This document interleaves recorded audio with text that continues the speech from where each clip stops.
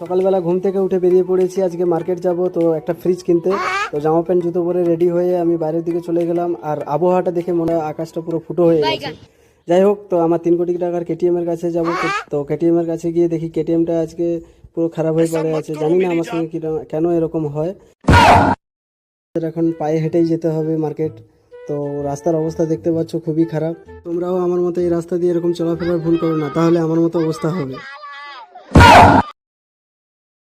हे प्रभु हे हरि राम कृष्ण जगन्नाथ प्रेमानंद ये क्या हुआ।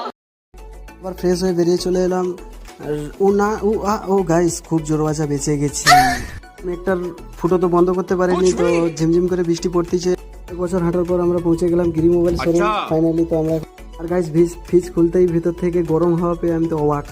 ম্যানেজারকে ডেকে আমি দাম জিজ্ঞাসা করলাম, শুনে তো অবাক। ওটা আমাদের পছন্দ হলো না, তো চলে এলাম আমরা ডবল ডোরের দিকে। ডবল ডোরটা দেখে খুব ভালোই লাগলো। তো ভেতরে হাতে দেখি ফের গরম হাওয়া। লাইন নেই। আমি বাড়ি যাচ্ছি ফ্রিজ নিয়ে। তোমরা ভালো করে দেখাচ্ছি নেক্সট ব্লগে।